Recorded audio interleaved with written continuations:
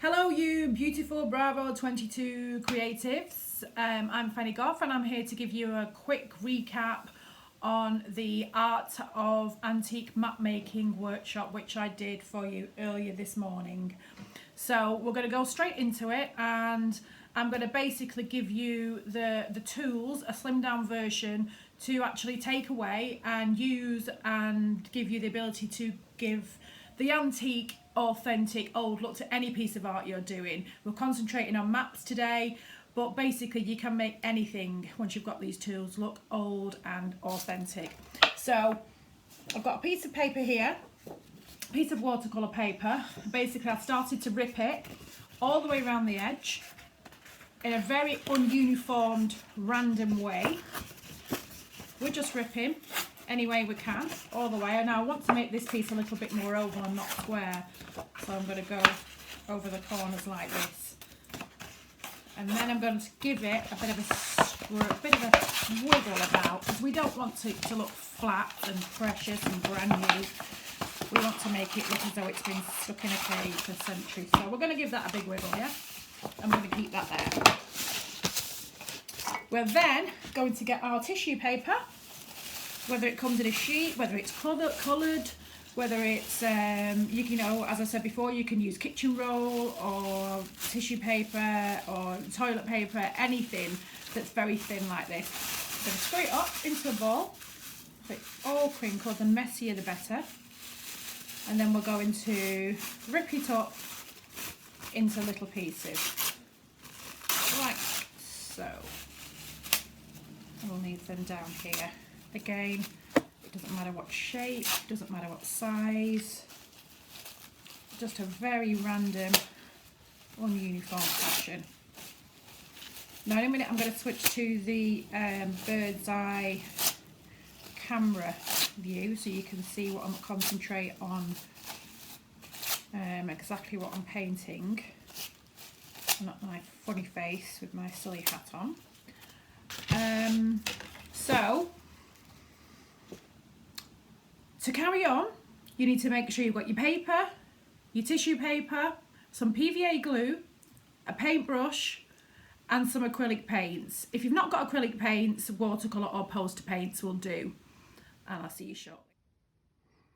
So here we are again from a different angle, and we've got our glue, we've got a pot of water, we've got a rag, and basically I'm going to start to apply the PVA glue onto the paper to give it that rough texture as we discussed before.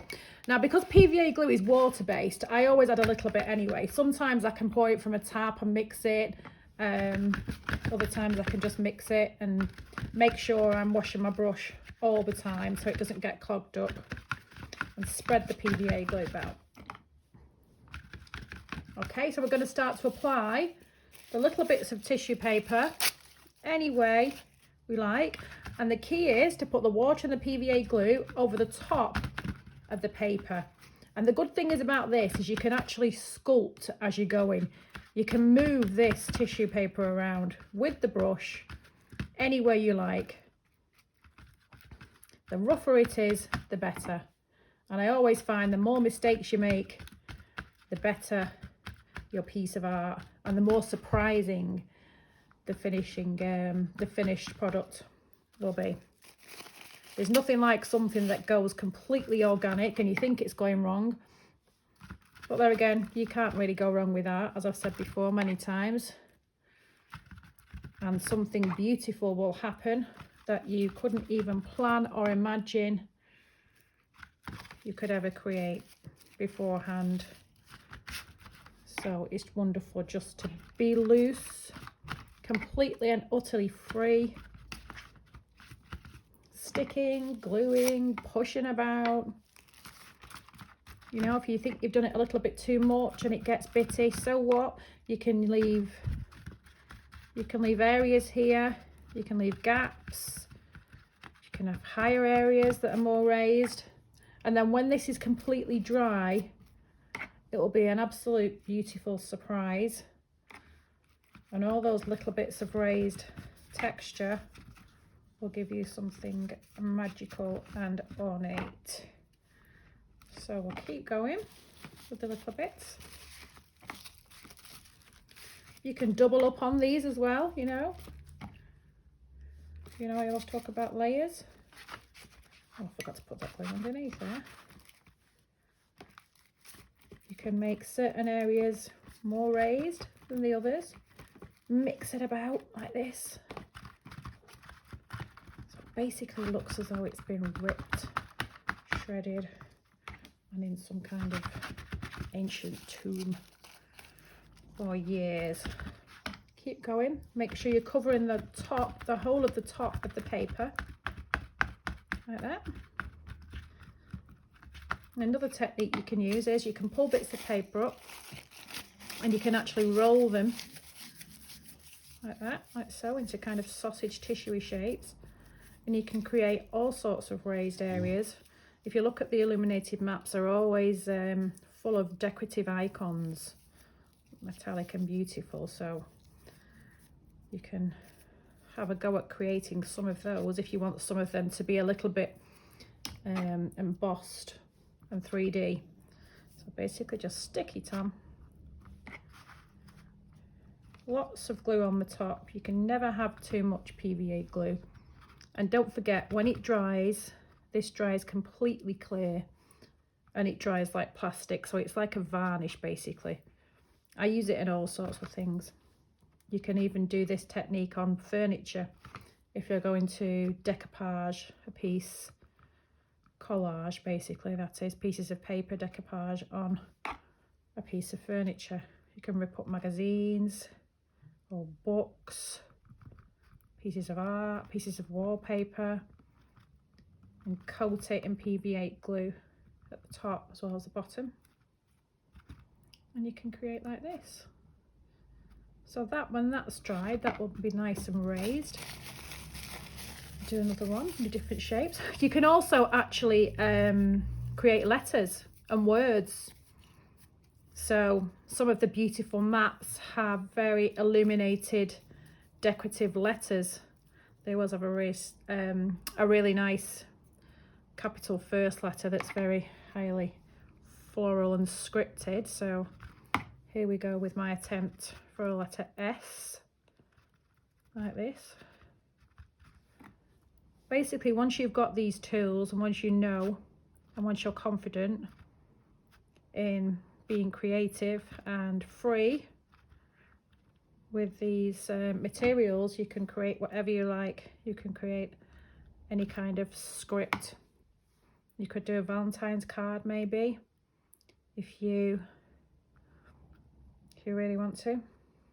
Once you've finished it and all the glue's dried, you could write in, you know, in calligraphy and roll it up like a script, put a bit of ribbon on it, anything you like. So I'm not going to fill the whole of it with glue because I'm going to get straight on to putting some paint onto it for you. And you can still put the paint, you don't have to wait for it to dry to put the acrylic paint on top, because you really don't know then again what it's going to turn out like, unless you're really specific and you know exactly what you're going to create. The messier and the more organic this stage is, I believe, the better it will be, because it will set in all sorts of wonderful ways. So don't forget your rag, always dab your brush. Now I'm going to mix the paint on my makeshift palette, because this this kit that we got this time didn't have a palette. So basically I've emptied all the paints into the top of the lid and pulled out this plastic container that carried the tubes. Waste not, want not. And I'm going to whack this colour on top. Now, as you can see, you can start to see some of the texture and the raised bits, because it's very difficult to see when it's white on white. So we need that muddy and dirty look. So I'm actually going to put a bit of brown, crimson, a bit of black, mix it all on as I go. There you go. So it's a grey, dirty colour. This really is a very intuitive way to create. That's now not a letter S, but who cares? Mix. What I want to get across to you is, do not be precious about what you are creating at this stage. We want it as rough and as rustic and as organic as possible. Already we can see that this is becoming some sort of textural piece. And there are lots of different colours on the illuminated maps in the research and the inspiration that I sent. And if you Google and look at all the treasure maps, there are all sorts of colours. You can basically create the earth.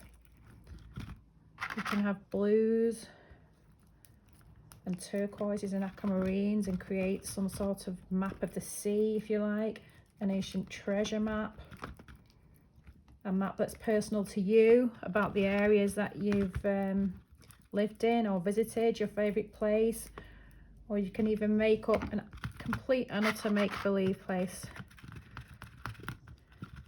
a fantasy world. Now, as you can see, this is really starting to get messy, which is great. Of course, if you'd have waited for the glue and the paper to dry, these raised sausages would have stayed where they are, but that really doesn't matter at this stage because I am completely and utterly playing, going back to my childhood nursery days. And I can stick that down later on, but we're getting a kind of muddy, oldie, worldy kind of feel now. Got enough paint on there, so I'm going to spread it to the edge.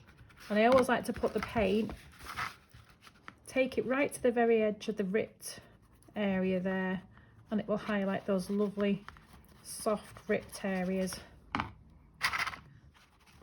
like so. Spread all this about. I'm going to put all that to one edge, actually, until we've done. Do some light areas. Don't forget to keep the contrast. Some dark, some light.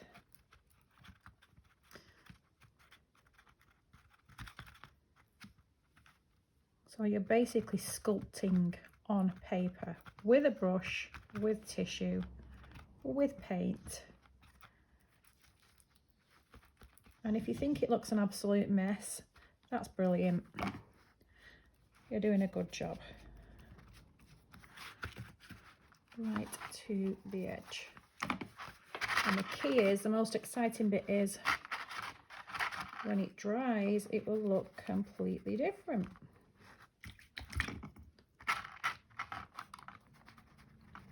I am just throwing it on and mixing on the paper as we go.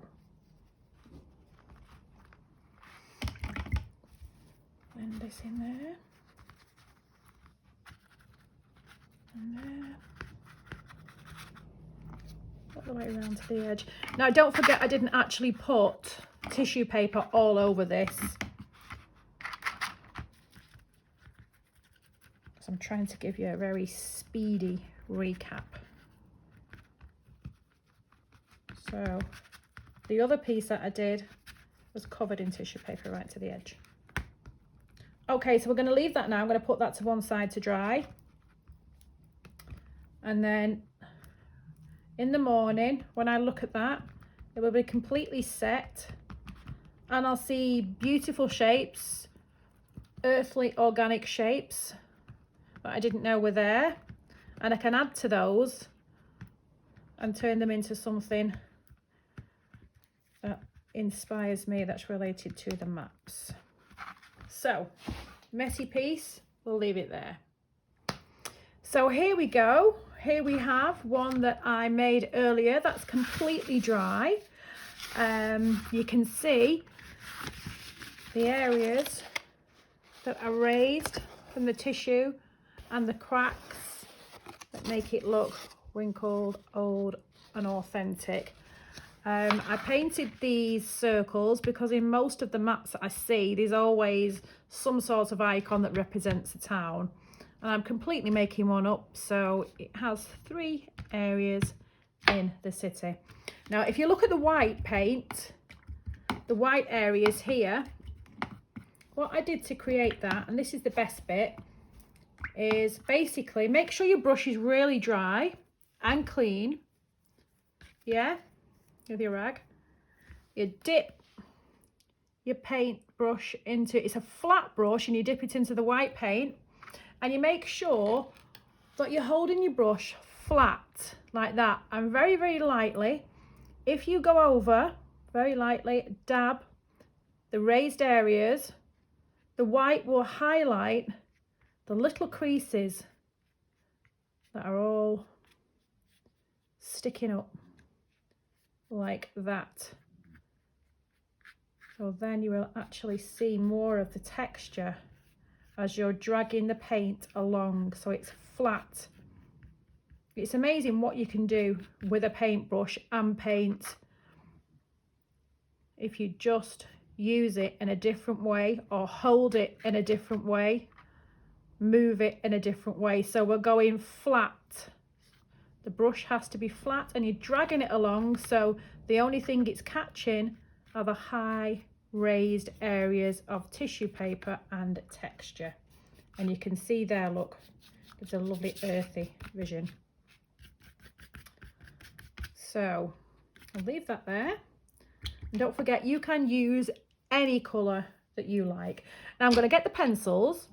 I'm going to start now to map in a makeshift area that's going to connect these towns together as so. I'm going to do some random lines like this.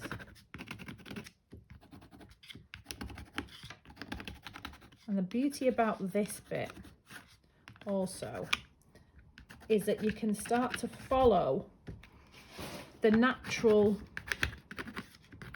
creases that the tissue paper has made. So for instance, if you look here and you look where it's actually just dried and how it's set, to me that looks really earth-like, and it almost looks like a tree. So if I think that's a beautiful shape, I'll follow that shape with my pencil on the side, and I'll turn it into some sort of decorative filigree flower shape, something like that, or a tree. Because all the maps I've seen are really illuminated and beautiful, but sometimes when you've left something to dry organic like that, you'll find out that you've created beautiful natural shapes that you didn't see. Look, there's a lovely curve there that you wouldn't have thought to actually plan and paint yourself. So as you can see now, we're starting to map together these areas and give it some sort of structure. These will be the roads. I've seen also in some of the maps that you have lines that suggest it's a railway and go across like that. Yeah. There are poems that you can write about the towns on the top. Really. The world, the map is your oyster. So this is a personal project to you. You can also use bits of memorabilia, bits of personal memorabilia, like tickets of where you visited, or just any old bits of memorabilia, basically, that you want to stick on with your PVA. So here, again, as we go over this, it's highlighting the beautiful areas, and it's giving it even more depth than it already has. Get a nice blue and create a makeshift river. Now I put a lot of paint and a lot of colour onto this map so I can show you, but if you want, you could use a very, very light pale tone if you wanted your pencil marks to have a bit more of a contrast and stand out more. So here we're doing a pretend river. It's not a chocolate river, it's a blue river, all the way through my city, as so. Different areas, and as you're scraping along on the side with your pencil, it's pulling up all the texture.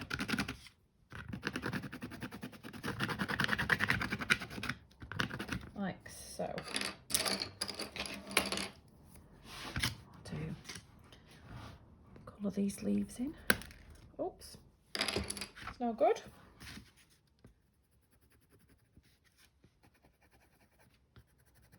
You start to decorate the map any way you like. And of course, this is Salford. Woohoo! It'd be nice as well to look at all sorts of old calligraphy in books or anything on the internet. And all these colours are very earthy anyway, so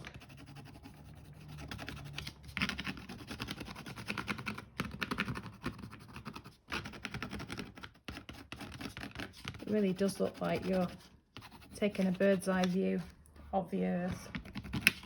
And don't forget, you can also go over the top with your paint, with your actual with your brush, with the small brush, and create all sorts of other icons and decorative pieces on the top of it, so you don't have to stick to your pencils. This is a mixed media piece, so I really hope you've enjoyed it, and I hope you carry on creating your beautiful antique pieces of art. Thank you very much, and I'll see you next time.